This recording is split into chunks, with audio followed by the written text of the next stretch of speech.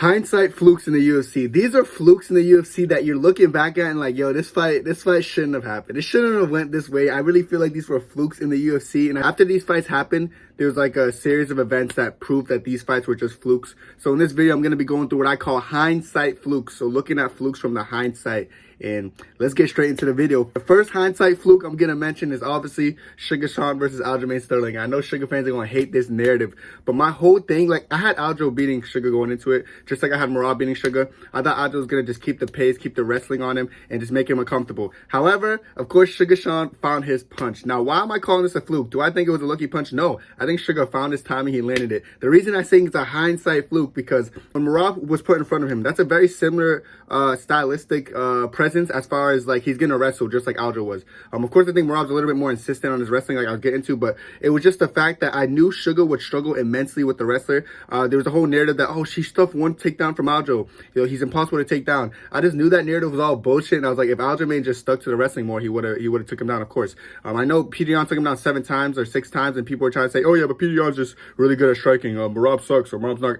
I know it was all bullshit. So I really just don't. I feel like the Sugar and Aljo fight would have been a lot more different if he didn't get that knockout in the second round. Of course, he lost the first round to Aljo just because Aljo's pace and pressure on him. And he was only striking, really, just pace, pressure, striking, and then a little flurry on the against the fence at the end of the round. So that, bro, Aljo could have easily and comfortably beat him in a 5-round fight, but of course, Sugar found the shot. However, I'm gonna look back at it and I'm gonna say, just because of hindsight, just because of the series of events we just watched from Merab Dvalishvili, Merab's like similar to Aljo. The only thing I think that Aljo does better than Merab is like he has a really good pressure with striking, like striking pressure. He has a really good body kick that he does when he presses forward and it opens up his wrestling. I think he's better at timing entries. He just had a really bad mistake of a horribly timed entry, and he paid the price for it because Sugar Sean's a very precise striker. However, that fight will go very if they rematch today, that fight will go really differently. So I really think that's a hindsight fluke looking back at it. Second hindsight fluke, which is a pretty obvious one, is Kamaru Usman versus Leon Edwards, when Usman was just destroying him, and all of a sudden a head kick comes in. If you look at that fight, we saw Leon Edwards folding up every single like ounce of pressure. He was showing up against the cage, trying to grab a hold of him. He was getting battered up, beat up, like he was getting the shit kicked out of him. Like he was getting fucked.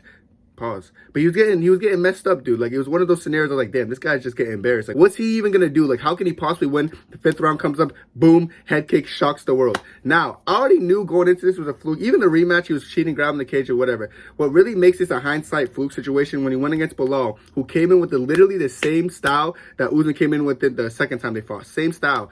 Just coming forward, just out wrestling him, outworking him, just piecing him up. The only difference is Usman in the 5th round kind of let off the gas. Like he was giving like Leon some space because he kind of just not really trying to cruise, but he was just kind of like chilling. He knew he already had the fight won.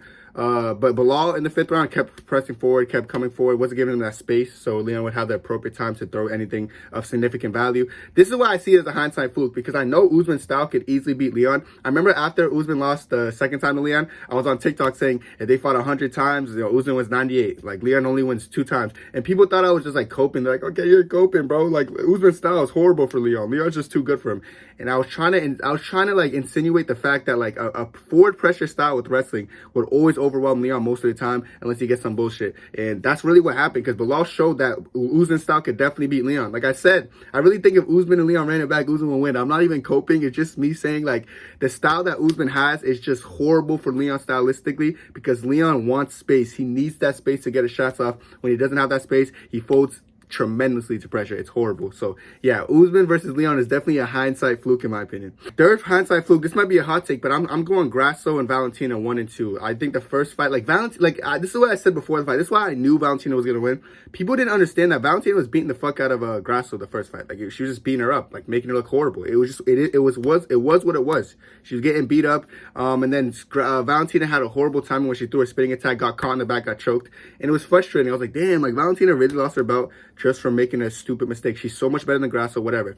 Second fight comes, Valentina won the second fight. I can't believe it was scored a draw, but like I said, it just politics or something. I don't know what they were doing. It was judging, bad judging. One judge gave Grasso, I think, a 10-8 round, and that's what caused it to be a draw, a split draw. But yeah, it was horrible judging, man. Valentina should have clearly won that fight. I knew Valentina was a better striker there. Yes, Grasso has moments in fights where she like drop Valentina or like catch Valentina to choke, but that's about it. We already knew who the best martial artist is. I feel like the third fight showed that. It showed that Valentina was definitely the better fighter this whole entire time. Like the point I kept trying to get across people before the fight. Like Valentina is so much better than Grasso. Grasso just has moments. Even in the third fight, she try to sneak in like some guillotines and some moments that would shake up the world again. That's what Grasso's good at. She's tough. She doesn't quit the fight until the fight's over. So that's why it's one of those things where I know Valentina was better, but Grasso just has that dog in her, so she's never gonna let up until the final bell. But I still think the first fight was a fluke, dude. Like when she got that choke behind her, I'm not feeling that fight, bro. I really think Valentina was tremendously better. It just happens to be that Grasso found that moment. So it's a hindsight fluke. It doesn't necessarily mean these fighters are bad, Chad, by the way. It's just in hindsight, I could look at this fight and I could say it's a fluke because given the series of events that followed up, and Valentina showed that she's way better than Grasso. Another hindsight fluke that I feel like people forgot about was like that one time Jessica Andrade like won the title by slamming Rose Namajunas in her head. Like, bro, Jessica Andrade was nowhere near Rose Namajunas' skill. Like, let's just be real. I can't believe that like we were convinced that like Andrade is like championship caliber. I don't think she's championship caliber, no offense. Of course, great slam on Rose. I really feel like Rose is the better fighter. She just got caught in a weird predicament, lifted up and slammed on her head. Of course, then she tried to defend against Zhang Weili. Oh my god, she got battered so bad. Like Weili showed a significant difference between how a champ should be and how a champ thinks they should look. Embarrassed Andrade in that fight, battered her up, and then after that, Andrade went and rematched Rose, and what happened? Rose beat Andrade again. So like it's one of those things where like I can't believe Andrade was a champion. Sometimes I think back at like who was champion in that moment, and it was Andrade. What the fuck? How did that happen? So I just don't. I look at that fight and I'm like, that's definitely a fluke in the hindsight.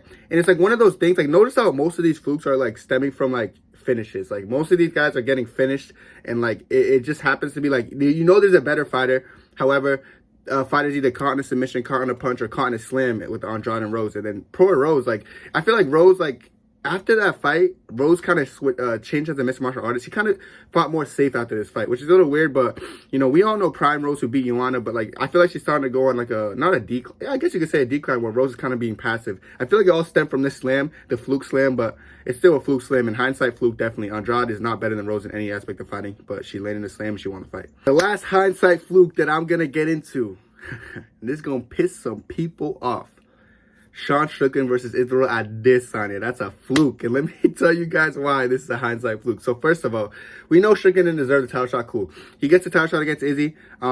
This is after Izzy knocks out Pereira. Keep in mind, before the Izzy fight versus Pereira, he had a minor MCL tear before the Alex Pereira fight, and he still went in there, ate some low kicks on that same injured leg, and still knocked out Pereira. Now, he was supposed to take some time off, but he wanted to rush a fight with DDP, which would have been, like, I'm so glad he fought Strickland instead, because it would have been horrible. It would have been worse if it was DDP.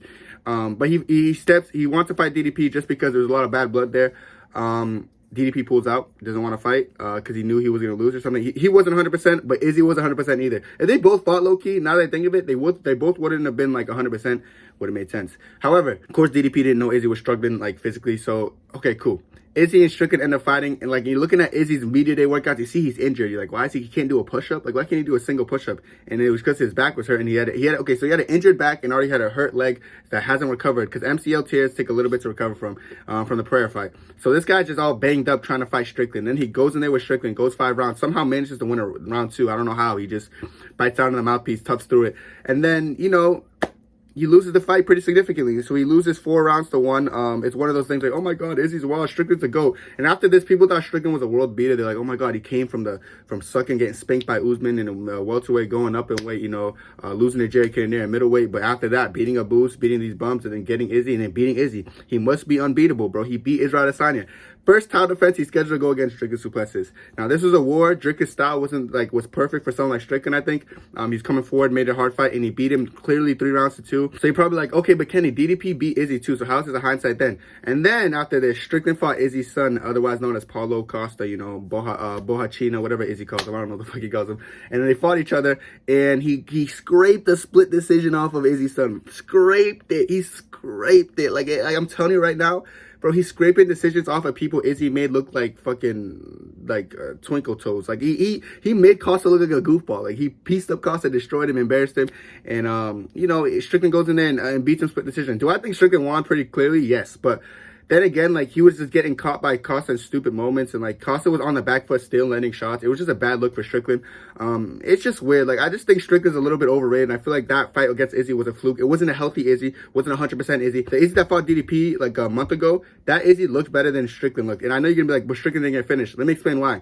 Izzy was actually piecing him up in the boxing department while like Strickland was like laying a jab but getting hit by overhands and stuff. It just wasn't looking good. Izzy outstruck him the whole fight until like, of course, he was beating up. It looked like he was about to get finished actually. Izzy was piecing up DDP. DDP was on his knees, was tired to get up, was getting beat up, getting battered, getting body shot, head. Like he was getting fucked up. And then all of a sudden, you know, he has that big clubbing hand, then he jumps on him, drags him down, and goes straight to the choke, which was very impressive by DDP. But that Izzy that fought DDP would have destroyed Sean Strickland. Sean Strickland's whole style is if you're backing up and I'm coming with forward pressure, I'm gonna beat you. The Izzy that fought DDP wasn't backing up. He was coming forward, hitting body, head. He was mixing up his boxing. He showed his improved boxing since his last fight. So I do think that Izzy would have destroyed Strickland. So I really feel like it's a fluke win in hindsight. And I'm telling you, if Izzy and Strickland ever run it back, Izzy will be victorious and it'll be very comfortable for Izzy. I'm not worried about it. I'm not joking about it. I mean every single thing I say. But that's it for me. Let me know what you guys think about these flukes down below. I think I think most of these are hindsight flukes, but I know people are gonna have mixed emotions about it in the comments, which is why I made this video. But let me know what you think down below. That's it for me, and God bless. 2, 3.